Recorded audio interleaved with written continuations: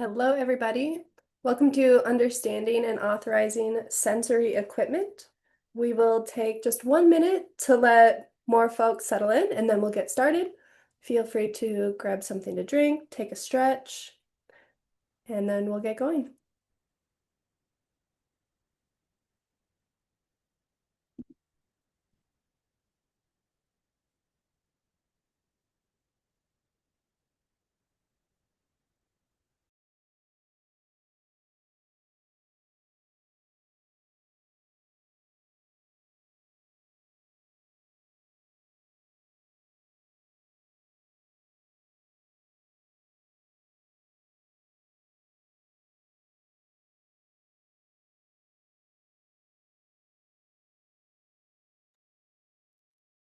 All right, we'll get started and let folks get settled in as they come in.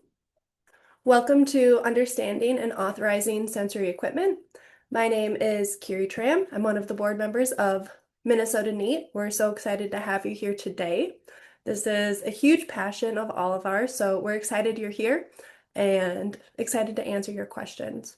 So today we are going to be doing a deep dive into understanding and authorizing sensory equipment. We have a lot of experts here to chat through this with you. We're going to be going over supporting regulation, comfort, and engagement. Just a few housekeeping items. If you would like closed captioning, those are available by clicking the little CC button on the bottom of your Zoom screen. You can click the up arrow to change the contrast, font, all of that stuff. If you have a question, we welcome you to put it in the Q&A. We will either answer those during, if they're really pertinent to understanding, or we will hold them until the end. The last 30 minutes of all of our sessions are held for Ask the Expert. So we have an awesome group of panelists talking about their expertise. And the last 30 minutes we love to save so all of you can get your questions answered by the experts on our panel today. And here is our panel. So we are going to start off hearing from Anna McIntyre, the Disability Waiver Policy Lead at Minnesota DHS. Next up, we will have Sue Redpenning, the occupational therapist, one of the occupational therapists, and owner of Live Life Therapy Solutions. She will be talking about sensory assessments, which is a huge need and often misunderstood. So I'm excited to hear about that. Next up, we'll have Lindsay Enval, the ODT and OTRL at Lighthouse. She's going to give examples of sensory items, do a deeper dive into those. Lastly, we will have Nikki Heisel, OTA and ATP at Mercaric. She's going to be going through some great case examples. And finally, we will open it up for questions from our audience. So without further ado, I would love to bring up Anna McIntyre. All right, great. Thanks. Hi, everybody. I'm very happy to have you guys with us here today, for taking the time out. My name is Anna McIntyre, and I am the policy lead for all of the technology related waiver services. So, assistive technology, monitoring technology, specialized equipment and supplies. And then, of course, all of the remote provision that we have approved for the 27 waiver services that can be delivered in person or remotely. So, very glad to have you guys here with us today and talking about sensory assistive technology. I'm very excited about this one, and not just because of my own sensory struggles, but because solving for these impairments using sensory technology can be absolutely life-changing. Sensory assistive technology encompasses tools, devices, and systems specifically developed to support individuals with sensory impairments. Most commonly, these might involve hearing, vision, or tactile perception. And by augmenting, replacing, or bypassing the affected sense or lost sensory function. Assistive technologies are vital for inclusion and accessibility in education, employment, and just really everyday life. They reduce barriers by allowing individuals to receive or interpret information in alternative ways that suit their needs. Um, and it's important to note that sensory is a subsection of assistive technology, and it can be approved for anyone who is on BI, CAC, CADDY, DD, or EW waivers. There are some minor differences in how it can be authorized, but please just know that it can be authorized. The assistive technology service itself is just for people who are on the DD waiver, but that's totally fine because specialized equipment and supplies includes assistive technology for anyone on a waiver other than the disability, the DD waiver. So anyone on BI, CAC, CADDY, EW would get their sensory items under specialized equipment and supplies. So basically, assistive sensory is assistive technology, and it is the moral of this little story is that sensory is assistive technology and it is available to all waiver types. So I'm going to kick this back to Kiri, and I hope you all enjoy the presentation. I will be on the webinar to assist in answering questions, but please know that there are many others who are able to answer these questions as well. So please trust the responses that you get. All right, thanks so much. And back to you, Carrie. Thank you. Thanks, Anna. And just so everybody's aware, we do record these trainings and then we post them to our website and YouTube, typically about a week afterwards, including the slides. So if you're note taking, that's awesome. Also, don't worry too much about note taking because you'll be able to come back and look at this later. We love for you to have the resources that we're sharing today. So next up, we have Sue Redpenning, OT and owner of Live Life Therapy Solutions, talking about sensory assessments. Great. I'm going to share my slides.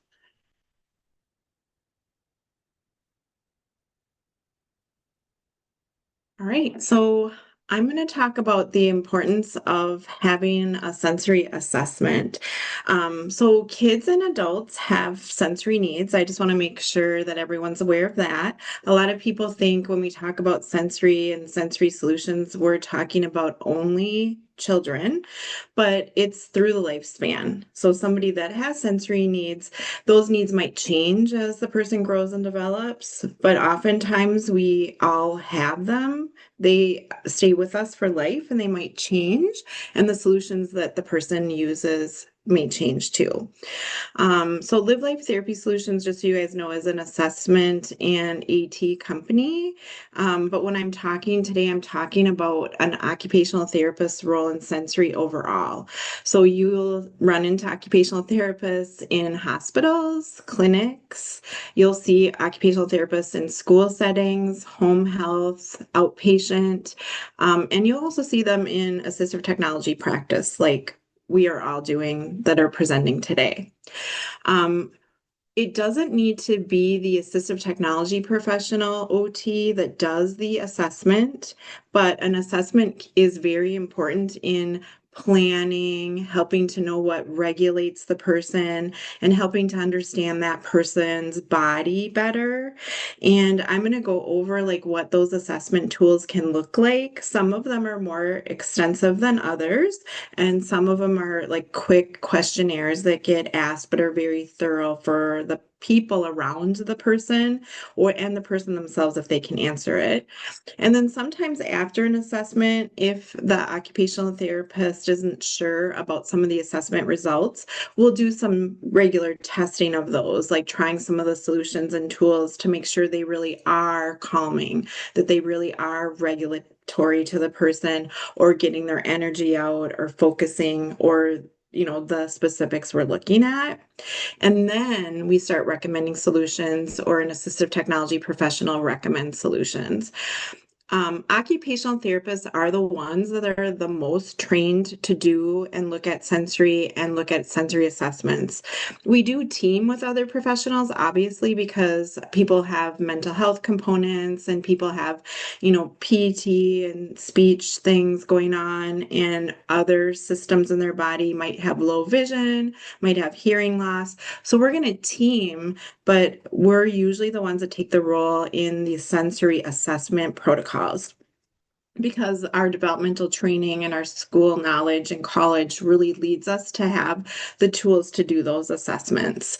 Now, assistive technology professionals, even ones that are OTs, they might not be the ones that do this assessment. That might be done in school, it might be done in the clinic. But then what I do, if I'm that OT and I'm doing the AT solutions, I'm partnering with that OT that did the assessments and I'm getting an authorization or release of information so I can get a copy of those assessments that were performed. And I can double check those with the person in the family, and then I can start using that data. So I might not be the one that does the assessment. Sensory assessments, or we sometimes call them a sensory profile, are done by an occupational therapist. Like I said, they can be done in school setting, they can be done in a clinic, they can be done in home care.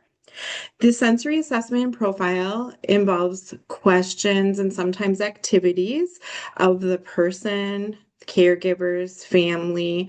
The person, if they can answer the questions, will be involved in doing so. We have a lot of people who they themselves can't answer those questions. So we're going to be using profiles that really look at caregivers, families, group home providers. What you want to do is assess the person's sensory needs in all settings. So the more people you have involved with the person, and obviously the person themselves too, when they can, to give you that information, the more well-rounded perspective you'll have of the person. Obviously, more stressful situations or situations that are more overstimulating, they require different sensory solutions. So that's why we like to look at how the person's sensory and body are in many settings. Because for some kids, school is relaxing, they really like it, they're very engaged there. Home is really stressful because it can be unpredictable, it can be too quiet. But then for other people, it's the opposite. School is too loud. There's too many sounds, lights, noises, things they can't filter out. That might be more stressful. So the whole purpose of this is to see what that person and their body is like. So looking at the full system for the person, what calms them, what alerts them, what engages them and gets their energy out is what's the key factor. Some of the sensory tools that are out there that occupational therapists use are one is called the Sensory Integration Inventory Revised, and that's one that we use when we're working with someone that has not had a sensory profile or sensory test done ever or can't get to a setting where they do them. We'll do this. It's a questionnaire type one that goes to the person, to their family, and to caregivers, and it goes through all the bodies of the person or all the systems in the person's body. So it'll look at tactile, which is the person's sense of what they're feeling, what touch is like for them. It'll go through vestibular, which is the body's ability to understand where it is in relation to the world and how we respond to activities that, for instance, spin us or have us jump or do something where our inner ear is involved with that activity. It'll look at proprioception, which is the understanding of where our body is in space and when we are walking, when we're running, like what that feels like for our body to go through that, and our general reactions to stimuli. So we look through all the systems and go through questions that are very detailed in each of those. The sensory integration and praxis test is actual activities and testing that we do, not just a questionnaire. There's also a tool called the sensory processing measure and the sensational brain sensory symptoms checklist. And then there's also one by Pearson for adolescents and adult sensory profile. Many of these will have age ranges, and so that's why we also pick certain tests over others, and some are longer, some are shorter. So it just depends on the needs of the person. Um, when the profile or the testing is done, it does give you a summary of where that person's needs are, what it might look like for them to have calming activities, what it might look like for them to have alerting activities, and what it might look like for them to have activities to get their energy out. These tools then are used to plan the person's day or program. So what's really critical is that for sensory, for people who have sensory needs that are unique, planning out throughout the day to get those engaging activities at the right times are really important. And many families don't understand that piece. It's not just providing these when the person has urgent need, it's getting that balance throughout the day so that that urgency occurs less and less often. So we see less and less like panicked moments about sensory, and the person is more level throughout the day. And then teaching the caregiver's family and support to watch for any surges of change that might need additional calming or additional alerting activities or additional ways to get the energy out. And the key is you want to have people informed around the person and the person themselves informed so that they can start noticing when those things are needed before it becomes urgent. We don't want all these emergency needs.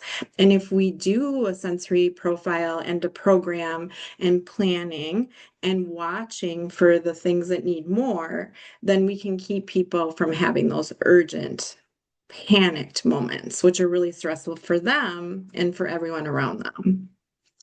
So, planning these, teaching the family and caregivers in person what these tools look like, and then trying them, and then getting the tools for the person, are things that are really important. And those tools are assistive technology, then, because it's assisting the person to manage things related to their disability throughout the day. And it really does make a huge difference.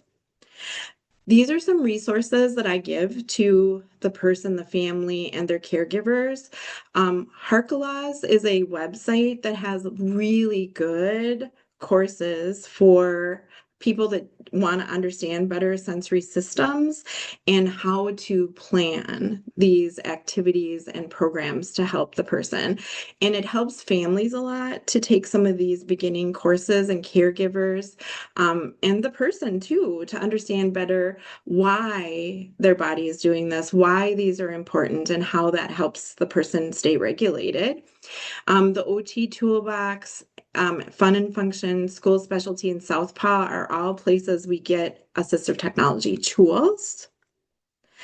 Thank you so much. I just really wanted to make sure you guys had a good foundation so that you know that these are really important pre-activities to getting assistive technology. I appreciate it. Thank you, Sue. And we have one question that I think is good to bring up now, if Sure. you could answer it. So, someone asked, could you please talk a little bit about assessments for someone who is nonverbal and would benefit from a device? Do you do those? I was told Live Life Therapy does not bill MA for such assessments. We do not bill MA, but we do bill waiver. So if someone can go to a clinic, that's who bills MA, and we can help you guys determine where a clinic might be for AAC and sensory. If the person cannot go to a clinic, we are a waiver provider. And so then those services can be provided under the waiver because the person isn't able to access their MA way of getting that paid for. And so then we can do communication assessments and sensory. We do like the sensory profile and then we look at sensory solutions. But what we do try to do is make sure that we know they can't go to a clinic first because we want them to use their MA dollar where they can. Yeah. Awesome. Thank you, Sue. Yeah, you're welcome. Thanks for having me, you guys. Love it. And I see some other questions in the Q&A. We will make sure to get to those at Ask the Expert at the end. Next up, we have Lindsay Enville at Lighthouse giving examples of sensory items. So come on up, Lindsay.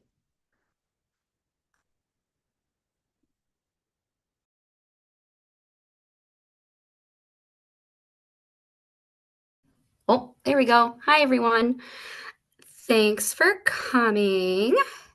So, I'll be talking today on sensory processing and regulation, specifically some tools that can be used to support individuals um, during moments of dysregulation.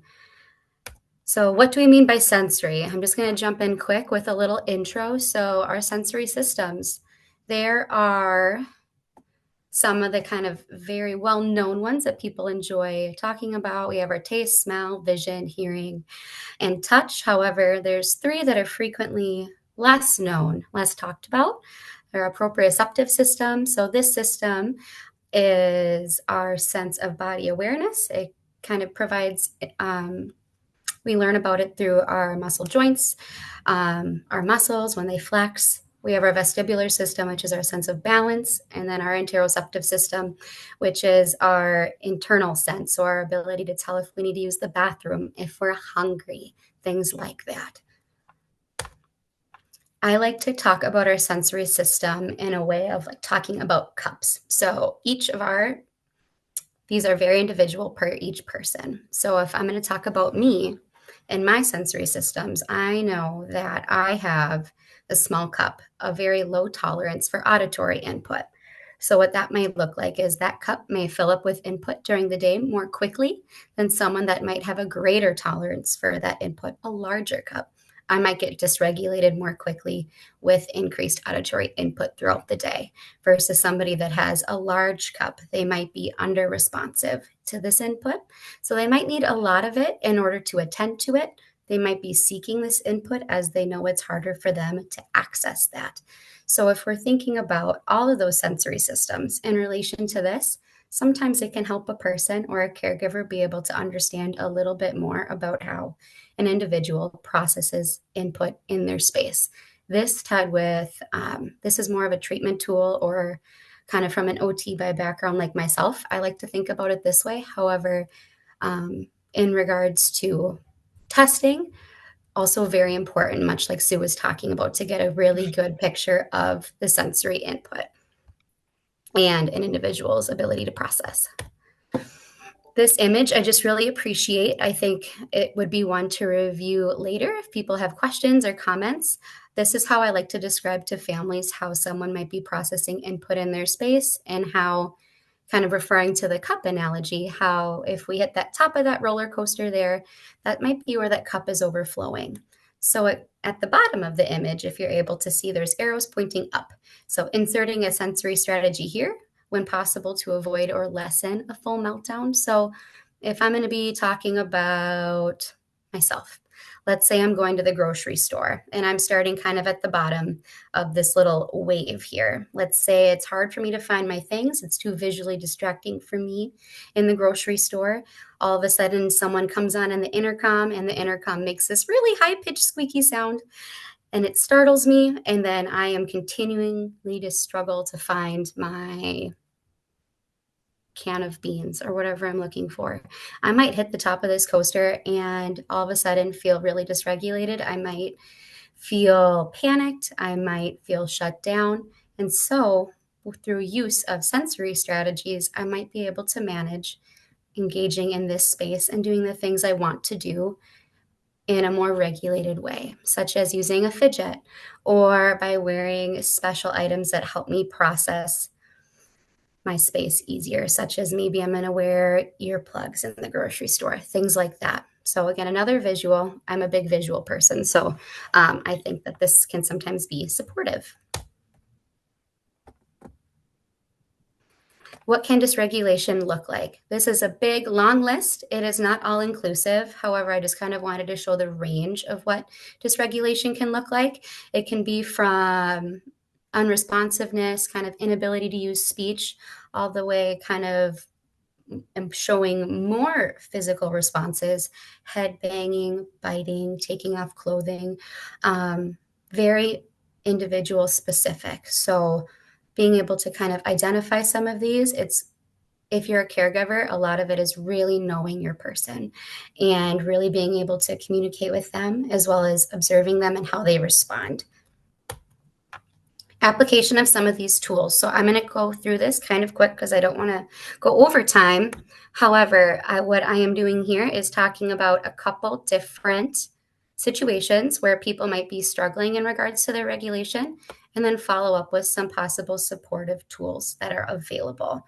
I am not marketing any of these. These are ones that I am just aware of and that I think are cool, that I think are worth trying if people are wanting to, or just so people know that there's often a tool for that. Oh, so back to sleeping. So if we're thinking about sleep, what I like to think about is, okay, what's going on in the sleep space? Is it too bright? Is it too dark? Are there a lot of visual distractions in the room that are keeping people up, such as if I'm thinking about a kiddo, maybe the toys are all on the floor and I have a blinky light in the corner, and these things might alert my system to be awake. Hey, there's things for me to do. I don't need to sleep right now. Am I following a nighttime routine? Is my routine prepping my system for bedtime? And then noises in the sleep space. So is it near a TV that is playing music? Is it near a busy roadway? Are these things supporting me, or are they hurting my ability to transition? Examples here of some things that I think could be helpful for a person. Again, these are solely recommendations and suggestions. However, these are very person specific. So these might not be appropriate for everybody's body. A ready to rise sleep trainer. These change color in respect to a previously set up system where, for example, like if a parent is working on sleep training with a kiddo, okay, when the color is blue, that means it's time for bedtime. We know we can stay in our bedroom. We know we can read a book, but it's not time for TV. And then in the morning, maybe it would transition to a yellow color, which would signal, okay, we can come out of the room. We can hang out in a shared space if we want to. Weighted blankets can provide deep proprioceptive pressure, which can be calming for some bodies, not all, as well as maybe a calming projector that can show lights in a space for an individual who might be fearful of the dark, and thus that activity, that ADL, is dysregulating. Difficulties attending in class. Classroom is a really big thing for kiddos as well as adults that are in college and needing to focus, especially with the transition to digital classrooms.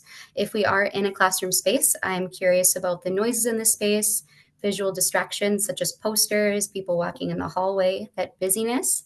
Sitting styles. How are we sitting? Do we need movement? Do we not need movement? And learning styles. Do we benefit from visual cues, writing, auditory input?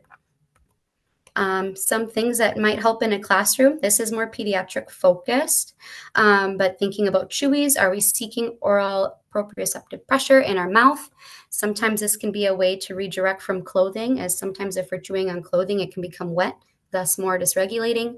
Otherwise, movement options for chairs, whether it's a wiggle seat, we might have the little wiggle band in between, or the little wobble things that I have on the far right beneath the chair legs. So that kind of adds some added movement. These should all be talked about in respect to with the school. So this usually need to be set up with an IEP program. So that would be having some strong communication between the school and the client and the family.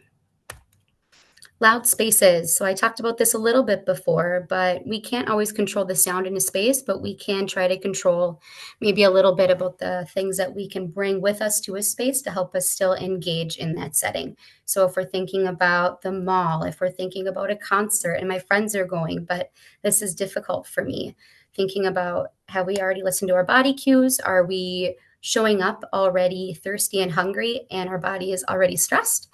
What sensory supports do we have? Have we completed movement earlier in the day? Kind of like what Sue was talking about, those sensory diets. Have we taken care of our sensory needs prior? And then break options. Do we have those here? some clothing options. So I went clothing wise this way because we can wear that into a space. There is this hoodie on the far left, the Quiet Sense. You can pull the hood over and it's noise occluding, which is very cool. And then what this little kiddo wasn't showing you is there's actually a flap that can go down and cover the eyes as well. The blue cloud hoodie in the middle is also very neat because it's a heavy fabric, so it's innately weighted, as well as it has cushions, little squeeze things, kind of like this in the palm, for some added movement and fidget options, as well as loop earbuds. So these have a variety of options available, including um, there's like a quiet, there's an engage. I would definitely say if you're interested in them, check out their website. They do have a test to help you decide which one is best for you. What I like is they're semi occluding, so I can still hear around me while it dampens some of the surround. Finally, here, someone wanting to make a calming space.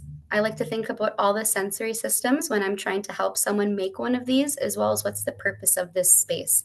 Am I trying to calm my body, or am I trying to alert my body? Is my body so fatigued and kind of my cup is too empty by the end of the day that I need to kind of bring my system back up? Or am I trying to calm my system back down?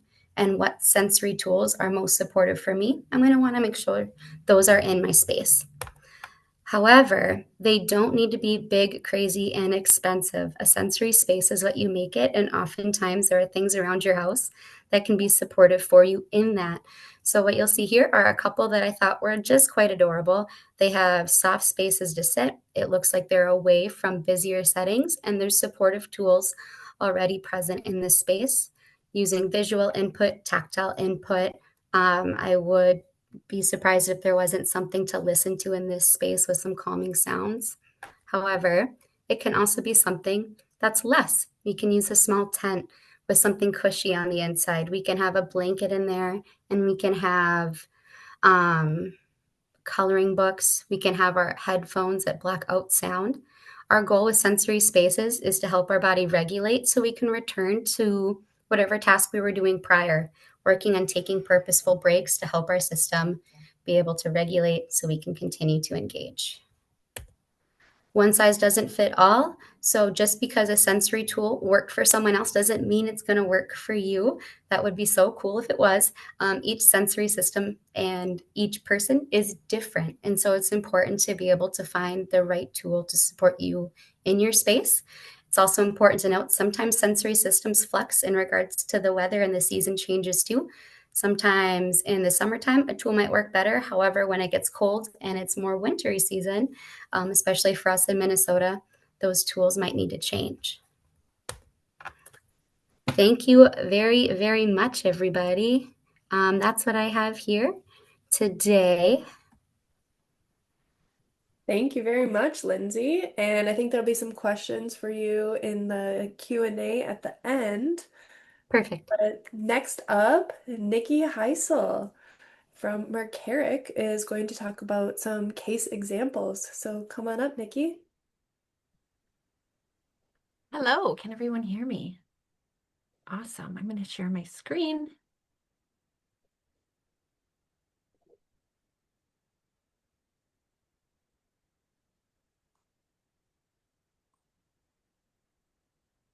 All right, how is that?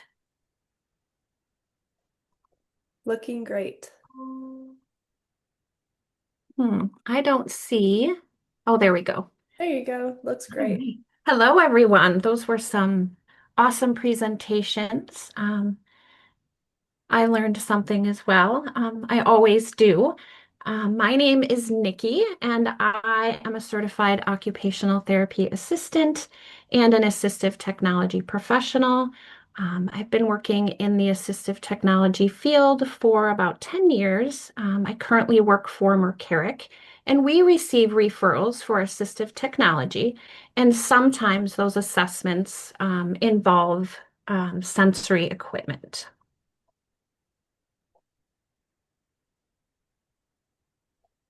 So some of the topics I will discuss today during this part of the presentation will include behaviors commonly associated with assistive technology referrals, a little bit about what is behavior, when to consider implementing assistive technology related to sensory items, our assessment focus, and a few success scenarios.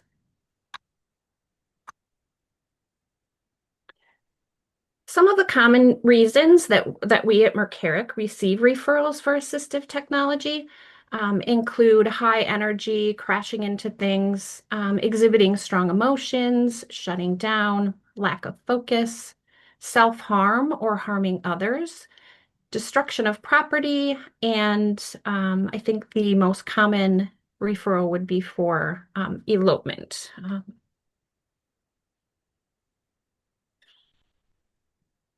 All right, so what is behavior?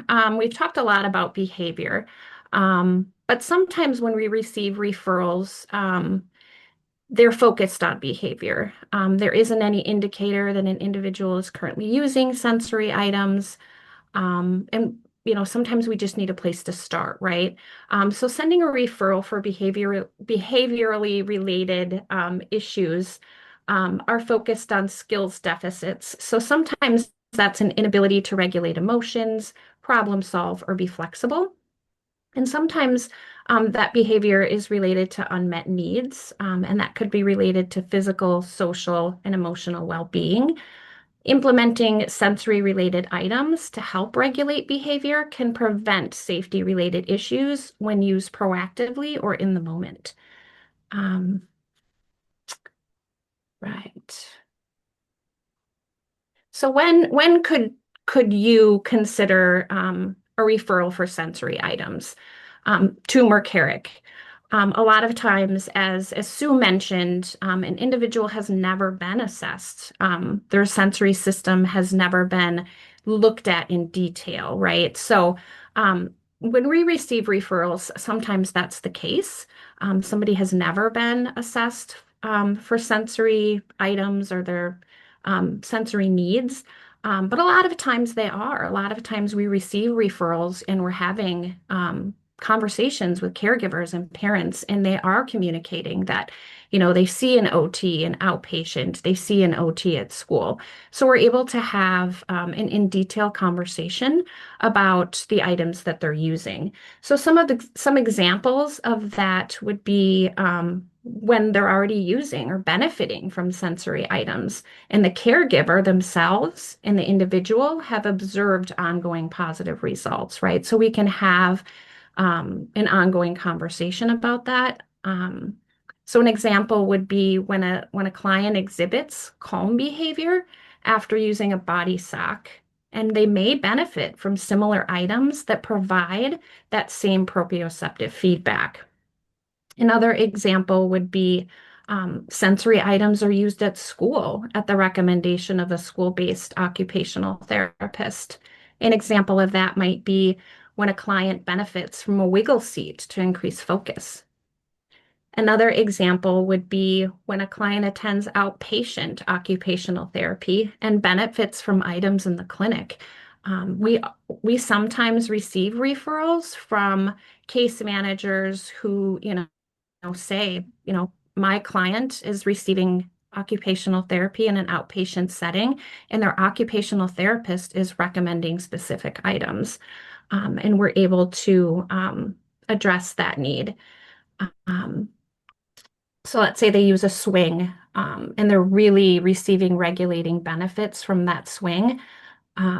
We will have an ongoing conversation about that because it may be something that they would benefit from at home. Another example would be when the client themselves communicates a regulating benefit from specific items. So let's say the client, lives with autism and they benefit from using a cocoon swing and dimmable lighting to self-regulate.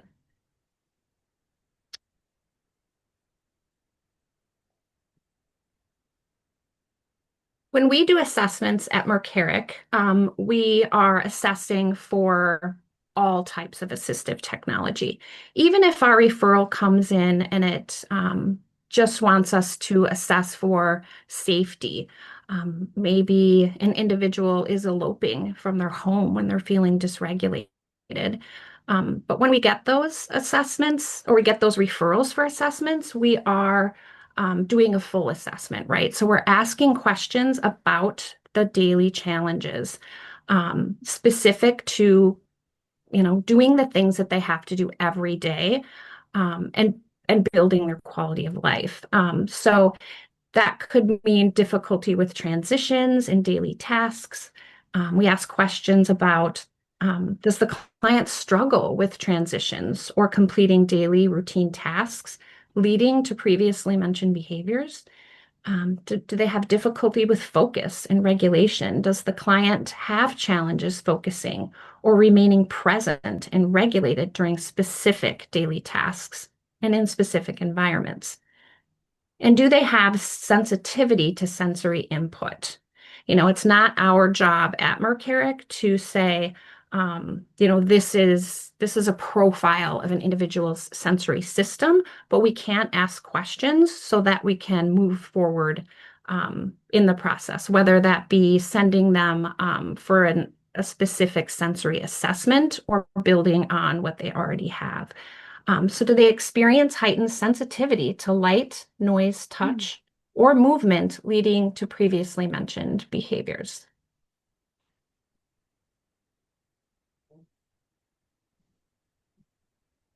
When I sit with caregivers, individuals, families, I am doing a lot of question asking and exploring about sensory items or assistive technology in general.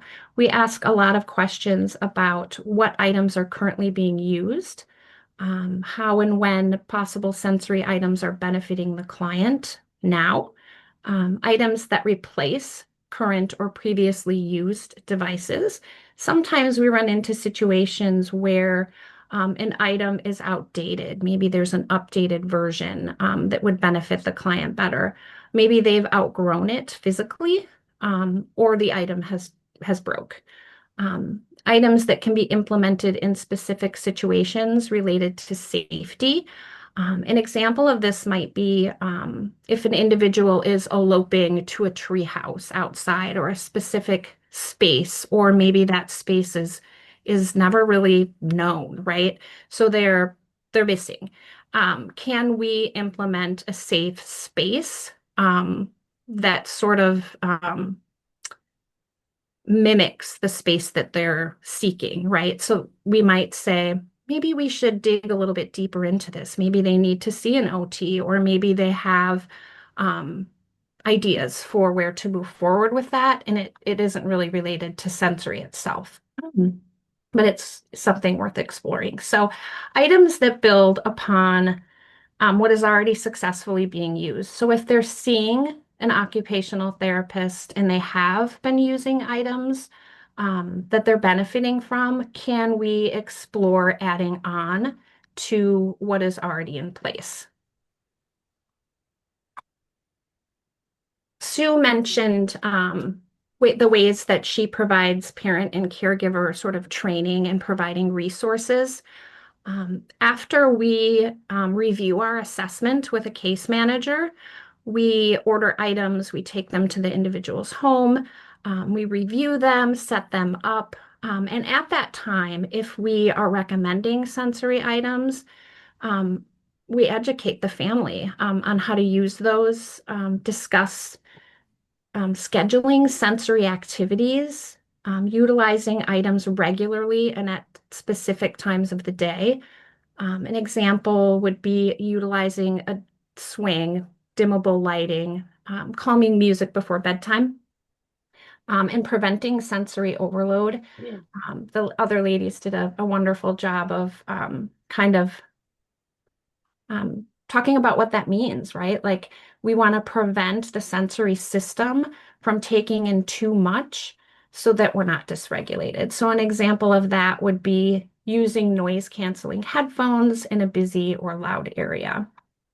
And promoting self-regulation, providing sensory items while carefully observing and discussing the results. So we would never want to implement something new and just give it to an individual and just let them sort of use it whenever they want to start out. We would want to have ongoing conversations about the observations we're seeing. Is it regulating? Do we need to adjust how we're using it, when we're using it? Those are important considerations. So now I'm going to discuss, I think there's 4 specific examples of when we would recommend assistive technology. I'll go through these quickly because I know we only have 45 minutes left, or 15, right? So the first scenario is elopement in the community. The referral stated that the client transitioned to supported living after turning 21 and elopes when in the community. Caregiver information gathered during the assessment includes client enjoys the farmer's market, but becomes agitated and elopes. They benefit from noise canceling headphones on occasion when at work.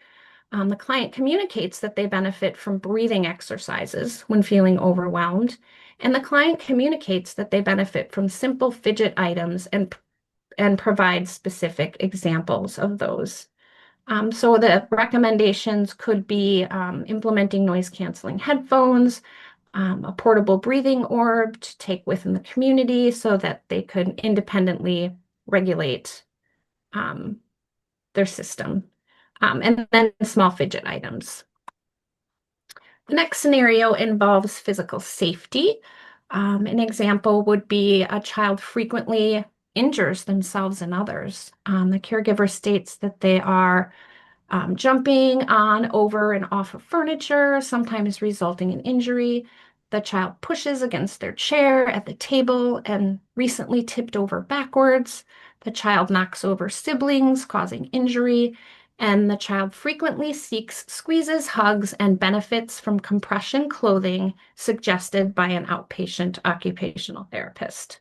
Some of our sensory recommendations could be implementing a wiggle seat on the chair, a chair band, a crash mat,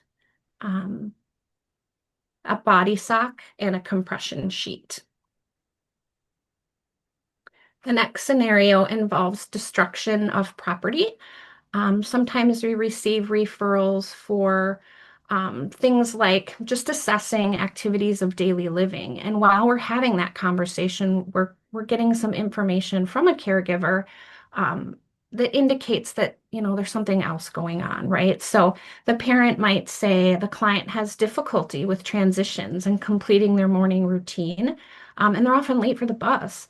They throw their toothbrush, they elope from the table at breakfast. They have a documented history of sensitivity to light and benefiting from weighted items.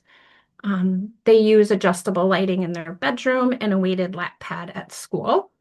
Some sensory recommendations might be adjustable lighting in the kitchen and bathroom so that it, sort of is kind of low lighting and is similar to what they benefit from in their bedroom, and a weighted lap pad. The last example involves elopement. The referral states that a child elopes, and we are asking to assess for cameras and a PERS device. So this doesn't even mention a sensory system, but during the assessment, we were able to see that they had received some therapy and that we would want to look into that further to see what the child would benefit from. But the caregiver is communicating that they tear paper, chew on pencils, they're unable to remain seated when they're doing homework at home. When prompted to continue to do their homework, they sometimes exhibit aggressive behavior or throw items. The child recently eloped and could not be found. And their caregiver communicates that they do receive services at school from an occupational therapist, and that their IEP stated that they take breaks every 20 minutes. They use a sensory room, they use neutral music with a timer, trampoline, and this practice notably increases their ability to do homework for 20 minutes or more, or schoolwork. So we could say maybe if we implement something similar at home, and they can carry over that practice from school to home, that they would benefit from that. So we might recommend a simple obstacle course, a portable trampoline, maybe an Alexa device so that they can access their own music, a timer, and this would be used before homework, before starting at home, and about every 10 to 15-minute intervals. Well, that concludes my portion of the presentation. Thank you, everyone, and I guess we will move on to questions. Awesome. Thank you so much, Nikki. We have had some great questions in the Q&A already. If you think of questions while we're going through these, feel free to pop them in the Q&A and we will add them in. I have them organized a bit by topic. So we are going to, Nikki, would you mind unsharing your slides, please? So we are going to start off asking questions about accessing and funding services. So the first question is, I do not have a waiver. How do I go about accessing these services and items without a waiver? You want me to do that one? Love it. Thank you, Sue. Okay. So insurance, Medicaid, and Medicare are all covering sensory if you go to a clinic. So there's outpatient clinics and centers that have expertise that your insurance would be able to pay for. So that's what I would do. And depending on where you are in the cities and your age group, I usually Google occupational therapy, sensory, children or adults, and I can get those clinics to come up, and then you match that with the funding that they would take for you to be seen there.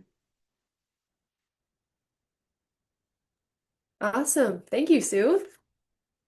The next one is, when is it appropriate to allow waiver-funded sensory assessment versus relying on MA-funded OT assessment and recommendations for sensory items when the waiver should be the payer of last resort? And if multiple folks want to give an answer to this too, that's awesome. But Sue, if you're already up here, Yeah, if you I'll yeah. start and then you guys can share too.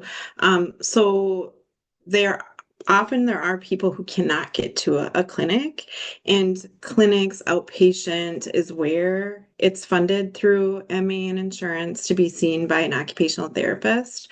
And if they're in greater Minnesota, there might not be a clinic, especially for adults. Adults are very unique to see for sensory, and not all clinics have that available. If there is no service and the person cannot get to services, then using the waiver is what you need to do because there is no way for the person to get their sensory needs met.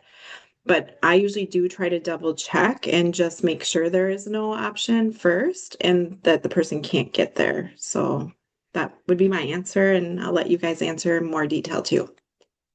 Thank you. Someone also mentioned in the Q&A that clinic waits can be like 6 to 8 months or 7 to 8 months where they're at. So that's a long time. Yeah. Thank you. Anyone else want to answer that question? I would also just add that it is a covered service under the waiver. And yes, the waiver is the payer of last resort, but yet at the same point, that is what the waiver is there for.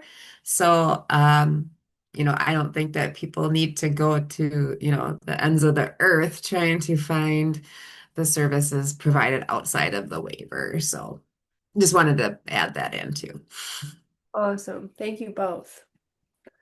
Next one we have is there a way of trying items before they're purchased to see if it's something they like and would use? So we already answered this one in the chat, but I just want everyone to be aware of the Minnesota Star program. Um, Minnesota Star, I don't think anyone from Star is here today. If you are, feel free to shout out. But you can check out, rent their equipment for free to try it. They can mail it to you free of charge. You just need to bring it back or mail it back at your own cost. They're a fantastic organization, and the only requirement to use them is that you are a resident of Minnesota. So you don't need a diagnosis, you don't need to have a disability. They truly are here for everybody to try things out and figure out what works best for you. I know Sue's organization partners with them, Elena's organization partners with them. They're fantastic, and I highly recommend you check them out. Right. Does a person need an OT evaluation before being referred somewhere like Mercaric or anywhere else for an assistive tech assessment? I can take that one. No, they wouldn't need to do that. Again, it is a waiver service. And so that is what it is there for. And if somebody qualifies for the waiver, they should feel free to take advantage of the services that it includes. And Awesome. Thank you. And then, Nikki, did you want to talk about AT for All in Minnesota? Saw you message that to me. It's okay if you don't. Oh, sorry, I just didn't hear if that was mentioned. There is a link on the internet. AT for All in Minnesota is at AT and then the number four and then all. Okay, so AT for All MN because Wisconsin is Wisconsin. It's the same, but there's a library, so you could put in sensory in the in the search bar, and it would come up with some items that you could try. I just thought that's worth mentioning. Yes, thank you very much. The next question we have is about authorizing services. Can you give examples of how we would describe the need in a way that meets the CBSM definition of assistive technology? And then they defined assistive technology as how it is in the CBSM. So if folks aren't aware of that, it's devices, equipment, or a combination of both that improve the person's ability to communicate in the community, control or access their environment, or perform activities of daily living. yeah, I just wanted to add that we've recently updated the specialized equipment and supplies page to include the federal definition of assistive technology, and we are going to be doing that as well for the assistive technology service. So, although right now it sometimes doesn't, the definition isn't really, it's more of a CMS. Definition versus the actual definition.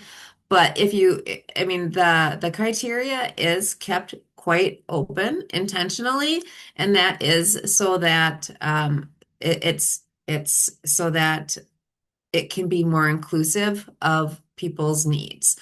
So so sometimes it feels a little too vague for some people, and they feel like if it doesn't explicitly say they can do something, they feel that they can't. But we really encourage people to use it as flexibly as it allows. If you can, and if you can justify how the technology does meet one of those things, uh, increases independence or access, that's all you really need to be able to do. Love it. Thank you, Anna. The next one about authorizing services. And this is an interesting one. I've also seen this a lot before, so I'm excited to hear the answers. Why doesn't the outpatient OT recommend items for home more often? It seems like this rarely happens for my clients. And I also saw that a lot as a case manager. I think it happens really frequently. So I think this is a good time for us to figure out why and how we can support it. I'll start, and then I'm sure these guys will have things too. I do feel like the outpatient OTs are recommending things to the family or the person, but I would say in a clinic or an outpatient center, when I worked there, I didn't know about waiver. And the last 12 years, I've been working in the community and I've been working with grants and waiver. And now I really understand what waivers can do in Minnesota 12 years later. There's many school therapists that are OTs, really good OTs, clinic OTs, home health OTs. They have no idea what a waiver is or even what the qualifications are or how it would help someone. So they might be picking solutions and telling the person and the family and then giving them a printout of it. And we often see this too, where a case manager will refer to us and they'll give us the printout. And then what I usually do is try to help that OT understand what waivers are and how they could present that information themselves to get this paid for so then it wouldn't need me. But it's a very underutilized and understood um, thing in the therapy world for what Minnesota waivers can provide. Yeah, I agree with that. And I think it also can be a great opportunity for you as a case manager, assessor, wherever you are in that role, to do a little bit of education and let folks know what can be approved and bring those people in to be a part of the team. Next up, we have some specific items and scenarios. This was one that was answered in the chat, but I think there are probably more folks with this question or similar ones. Do you have suggestions for someone that has severe skin picking?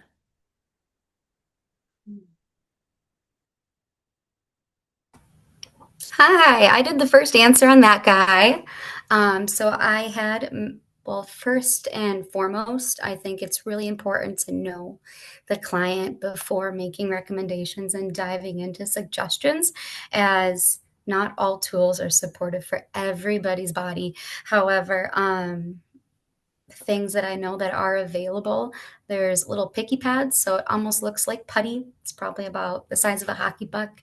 And they have beads and other things inside, so you can complete a similar pinching, picking motion without going towards your skin.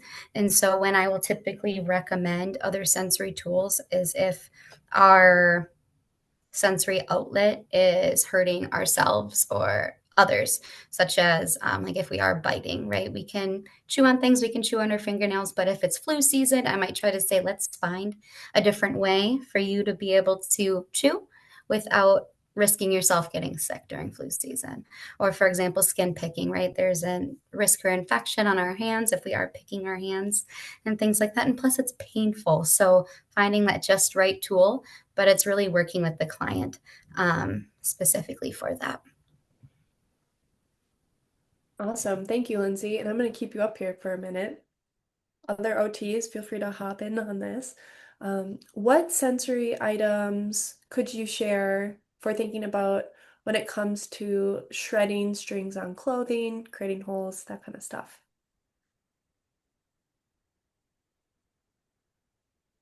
And again, I know it's really specific to the person, so everyone just keep that in mind while we're talking about these specific scenarios. Yeah, my first suggestion would be before going towards a tool to look and see what time of day, um, if there's any consistencies between when we are engaging in this ripping, pulling, to see if it's tied to anything else. If it's early in the morning, is it maybe because we're feeling that we're not quite awake enough and this movement wakes our body up? Is it before a test or an exam or something like that? So it's almost like that stressful feeling, just to kind of see if there's any consistencies there first before jumping straight to a strategy. I also would look at their clothes because sometimes it is clothes that are already frayed and that can really bother someone. And so if there's a little bit of a fray, that person's not going to be able to let go of that thought. And so that's going to cause them to do that more and more. Or if the clothes are scratchier or made of a different material, I look at all of those things because it could be those factors. And if there are certain clothes they're wearing, they're not doing that with. And then there are different fabrics and material that does not fray as easily in things. So if we figure out that's the reason, so we can start looking at some of those compression clothes and those clothes that are seamless and don't create that wanting to do that activity as much. Yeah, I love it. Yeah, there's also specialty, much like Sue was talking about, other specialty clothing available out there that there aren't tags. And so there's a lot of because sometimes that tag and that itchiness too. So there's sensory clothing available. Definitely worth utilizing if it's needed. Love it. I know for me, if I have like the sweatshirt strings with plastic on the bottom, if there's even a little chip, I will just destroy it. So now I only buy sweatshirt strings with the metal ends. Otherwise, that's it. I also wanted to add somebody, Christine mentioned in the Q&A, you can add dots of puff paint into pumice stones for picking activities, and the pumice stone can be reused multiple times. So excellent recommendation. Thank you. That's awesome. Thank you for sharing that.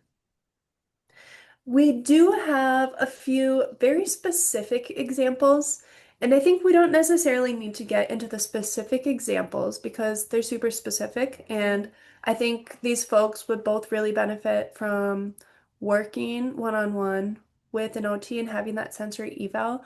But for some of the more intense behaviors, I would love to hear your thoughts on what that process looks like. So, one of the examples is a teenager kind of destroying everything in their bedroom. Um, and I know I used to see a lot of that. I saw someone shred their entire bed one night. So, some of those more extreme sensory behaviors, if you could chat a bit about what that looks like and working with those.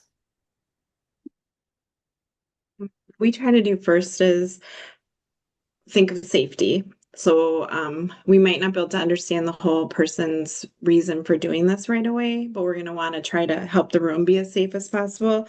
So taking out as many things as we can, except for the bed, and then protecting the bed better first before we decide if a different bed is needed. So there are different sheets that are harder to get off or that go around the whole bed. So that's kind of where we start is get it safe in there, be less or no things but the bed, and then start to look at, more things in there and what's causing it. And as we're also looking at the person's system at the same time. So what we want to try to do is come up with a solution for safety and then keep looking at what's causing it so that we don't forget about that piece. Love that. Thank you, Sue. Let's see. Now we have some specific ones about authorizing things. So, would a trampoline be able to be covered by a waiver if it is used for sensory regulation for someone with autism? Yes, trampolines can be covered by the waiver if it's being used in a therapeutic way. Um, it does need to be scoped to meet the need. So if like a smaller rebounder would be sufficient, then that's what we would expect the waiver to authorize versus like a big backyard trampoline. So we do always want to have it scoped to be meeting the disability assessed need. But if it is meeting the person's disability assessed need and it is for therapeutic purposes, for sensory, then yes, the waiver can cover that cost. Nice, thank you. This is also a big question that I hear. I would love the AT professionals' thoughts about adapted bikes. I found this to be an area that has a lot of confusion and back and forth with the county for approval. CDCS will pay for the adaptation, but not the bike. Haven't had anyone try to get an adapted bike through the traditional waiver yet. And then they have a few questions on top of that. Does this mean that if a family wants a three-wheeler, they first have to buy a typical bike in order for adaptions to be added? Or can the waiver help with the cost of an already adapted set of wheels? And then what about an electric component? Yes. So bikes are probably our hardest question that we receive, or the most, I don't know if you'd say controversial or questionable. There's always all kinds of different, is it rec diversionary? Is it parental responsibility? Is it this? Is it that? So there's always those things that have to be taken into consideration, for of course. But at the same point in time, if if through a person-centered support planning session, it's identified that this bike is needed to meet the person's disability assessed needs to, maybe it's to help them get to work or, there's no way to say, and I think that's one thing that people struggle with the most when it comes to the waiver and assistive technology is that it is the most person-centered services that we have. There's not a way to say that, oh yeah, bikes can be covered. Like there's no one size fits all scenario for everything. And I do get that gets very confusing and challenging at times. We are currently working on our rec diversionary policy to hopefully make it clearer in terms of when you have these devices that can be used in a fun way, but they're also needed for this disability reason. How do we go about authorizing those? And so at this time, what is typically the response is that the waiver can cover the um the adaptations of for a bicycle. However, we know that with universal design, that's not how it looks these days.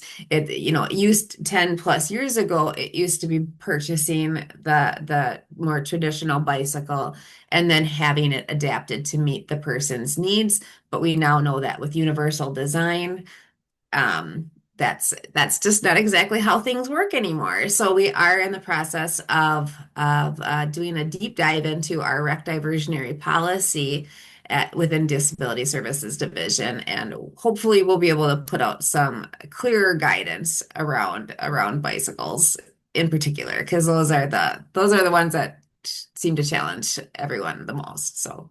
I Thank know Sorry, I our don't have a better response for you on that. It's just so individualized. But I will tell you there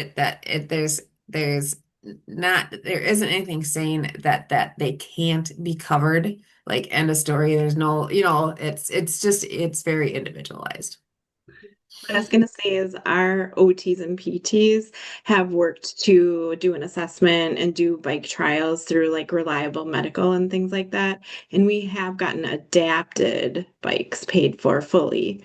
Mhm. When we're adding adaptations to a regular bike, then you're right, it's the adaptations have gotten paid for.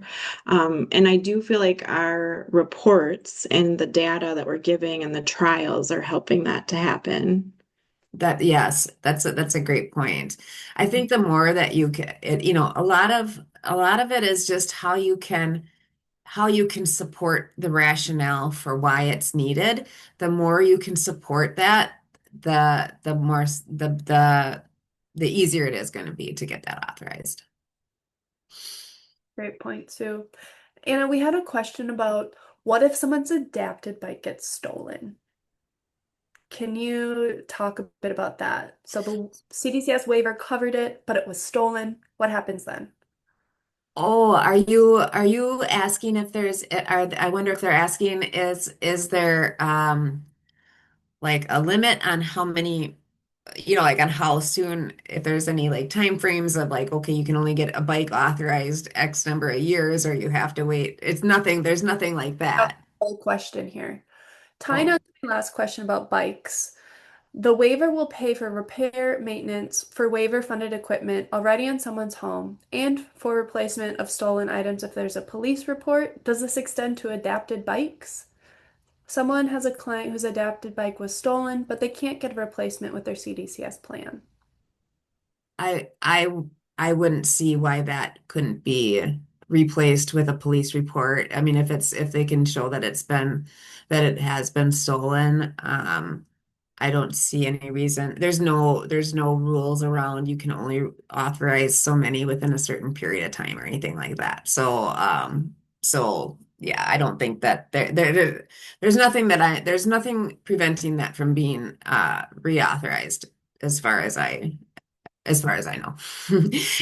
Unless there's meaning like unless there's some some other circumstances that I'm not aware of, but based on what I know, that could be reauthorized. Thank you. And then we got a lot of questions and comments about trampolines. But a lot of counties or places just have a straight up rule about no trampolines. Do you? And and lead agencies can't make their own rules. So there's the CBSM, which is the manual, the policy for every person in the state of Minnesota. It doesn't matter what county you live in. The CBSM is the manual that everyone should be using, and lead agencies are not able to make their own rules around something that's they can't say that something can't be done that's already federally approved. Perfect. Thank you.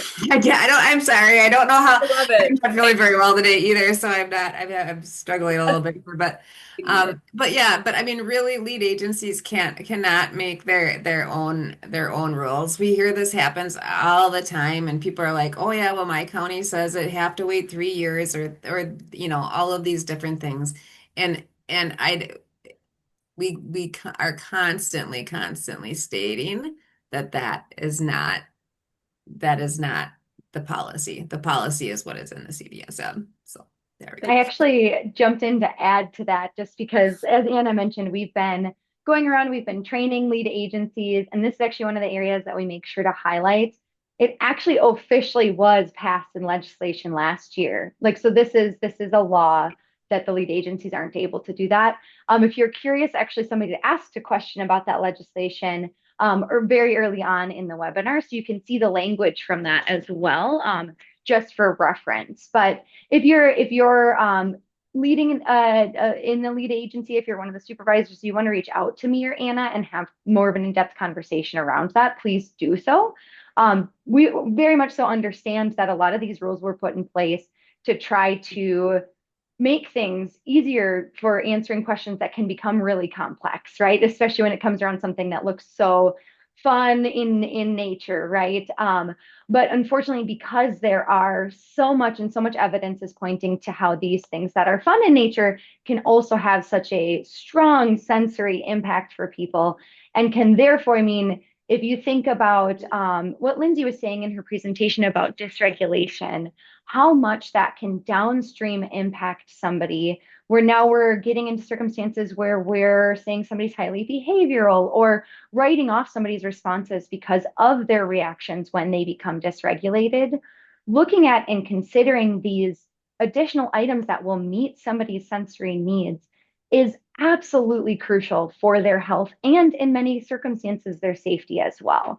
So that's why trampolines is definitely the number one for sensory related things that we hear questions about. And I understand, but hopefully this can help you guys feel more confident. Just to stress and reiterate, Anna is the policy lead from DHS for all assistive technology, enabling technology, and remote support.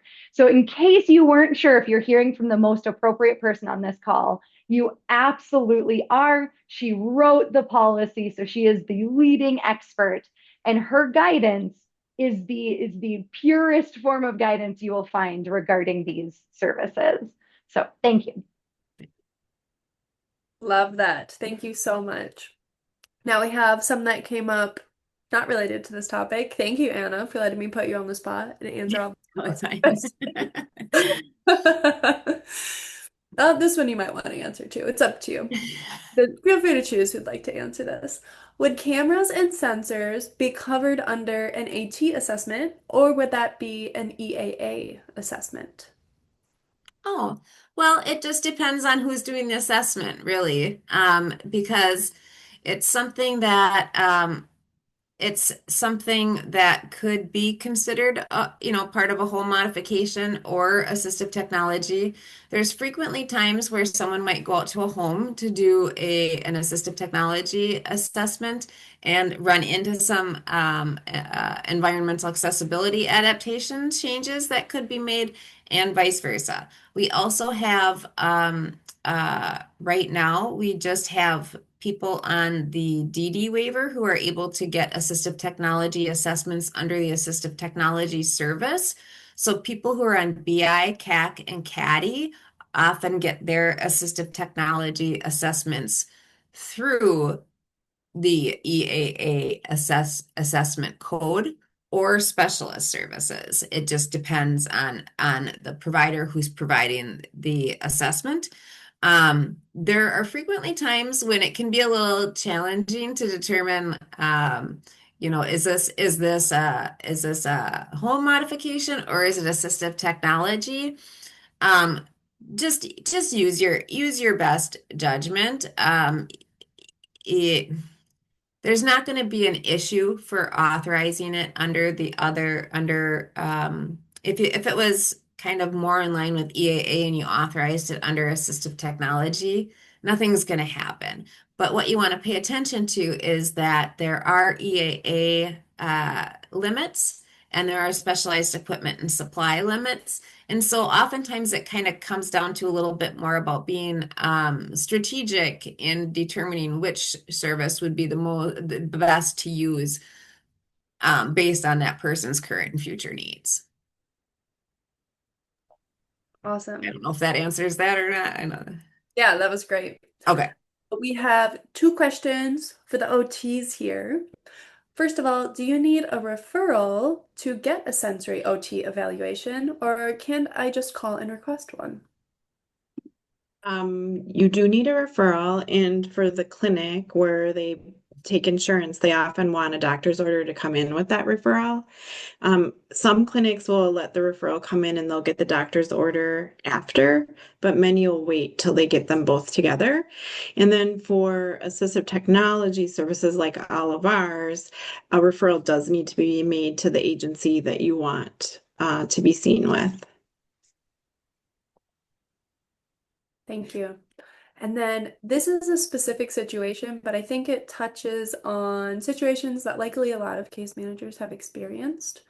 So, someone with a high IQ and struggles with focus, as well as completing activities of daily living and some other impulsivity, was assessed in OT but discharged. Do you have any recommendations or ideas of what I should recommend to the family next? Yes, I do see this in my practice and life throughout, because I had a son who had this happen to him too. It's really important that the family or case manager or someone can be that help that family be the advocate and the person because people with high level abilities get overlooked a lot because people don't understand how things are affecting them and their life. So, what they need to bring to that session or go back to that therapist with is what things are impacting them and why this is needed. Whereas others might not have those effects in their life and might be able to work through it. Other people can't without the expertise and help of someone.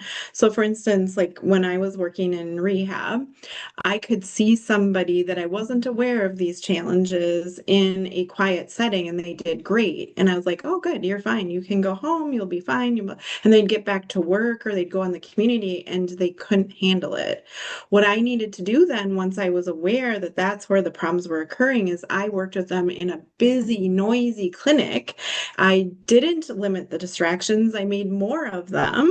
And then I worked on what we needed to work on. So it's that type of knowledge that OT needs. And if they're not the right OT, then finding one that really does work with high level and people that really still do have these barriers.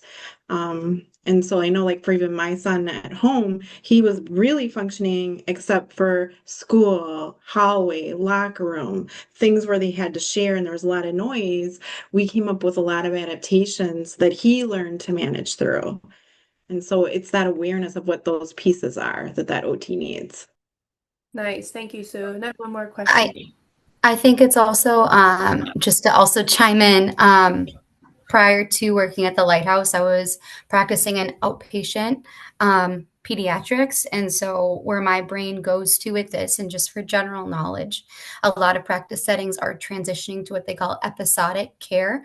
And so, limiting the length of the number of plan of cares that they will see a client for.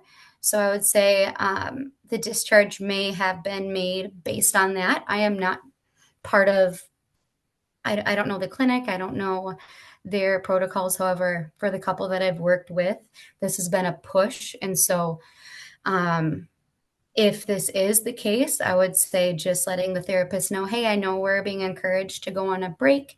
We would like to be on the callback list after our 6 month wait period is up.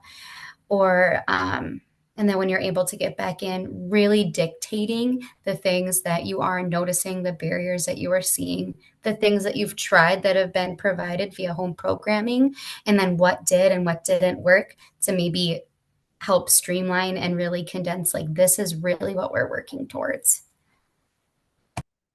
Awesome, thank you. And I see a few comments in the chat that I want to make sure we address, specifically about lead agencies and counties.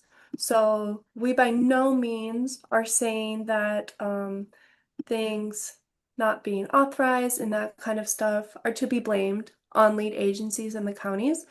There has been so much change in policy and honestly the culture. Feel free to interrupt me, Anna, but at DHS around assistive technology, us moving to a tech first state, that truly the information and that info just coming down has not been disseminated everywhere that it needs to be. And so there is no blame at all. That's why we do these presentations, to try to get that information out so we can all be on the same page and all be working as one team. So Yeah. I just Yeah, want no, thank, yeah. to, no means making blame. Yes, no, I appreciate you saying that, Kiri. And yeah, no, when I say lead agencies aren't supposed to be, and making their own rules, I'm not saying that in a blaming way or anything like that. It's just we've run into issues with inconsistencies across all areas, even between traditional waiver and CDCS, which is something that we're working on right now, trying to get more on the same page because we are running into questions where it's like, well, how come this is okay under traditional waiver but not under CDCS? And so, yeah, there's always going to be challenges around policy. There just are. But yeah, we are the more we can all get on the same page and even literally by all using the CBSM, the better and easier things will go is what I try to stress. But yes, but no one's blaming anyone. There's been a lot of change. There's been, yeah, in terms of just technology itself, I mean, these services change fast, but the technology itself changes even faster. So, it's been something that everybody's been struggling to keep up with. So, Thank you. And then we had one more question about, can we address, we feel like we're getting different messaging from the CDCS team and what we're hearing here. Um, so can you talk a little bit about just making sure we all are on the same page and maybe what that source of information should be when trying to get things approved? yeah, so really, I mean, I would say really rely on the policy pages for the services, but there also is um, a, uh, a a resource document. It's under R for resource, supplemental guide, like a supplemental guidance around authorizing assistive technology and remote support. And that policy will oftentimes is a little bit closer to the training that we provide. A lot of the language, it's a little bit more conversational. Um, Trying to hurry, but yeah, definitely check out that page. Maybe Elena can throw a link out. But that page can be very helpful too, in just kind of knowing how to walk through that process is the piece that sometimes gets missing. Yes, thank you. And I know there was another question about doing trainings like this specifically for lead agencies. Elena, I'm putting you on the spot, but hit up Elena. She does this all the time, and I'm sure would love to do it for more people. I'm just putting you out there. So feel free to chat about that briefly and then close out the webinar if you'd like to, Elena. Sure thing. Yeah, absolutely. So if ARM is partnered directly with DHS through an innovation grant that is allowing us to do education and training about all of these rules and policies and things that have changed over the last few years. Kiri nailed it on the head. We always say it's been a huge culture shift, and it's been a wave of change that has occurred very, very quickly, largely and thanks to Anna McIntyre. So we are so, so, so fortunate that she joins us and is an advocate in this space, because she's made really, really fast changes that have been super, super highly beneficial to allow people more access to these services. But certainly I will post my that resource guidance doc that Anna mentioned and my email address in the chat. I posted it a couple of times in the Q&A, but I want to make sure that everyone can see it and have access to it. And please reach out to me to schedule a training. Happy to do it. Even if your agency has already been through a training, we do retrainings, we do all of that. So we are available. Thank you so much for attending the webinar. I'll let Kiri actually close us out formally, but we really appreciate you all being here. Thank you, everyone. We will have a recording of this presentation, the slides, and all of the resource materials up on our website within about the next week. Elena's contact information is in the chat if you would like to reach out to her for a training specifically for your lead agency or county. We highly encourage you to do so. And as Matt, who isn't on the call today, but he says, if you reach one of us, you reach all of us. All of us in this presentation today are always chatting. So if you have a question that one of us can't answer, if you have one of our emails, you have all of our emails, and we are here to support you. Thanks for coming today. Have a great day.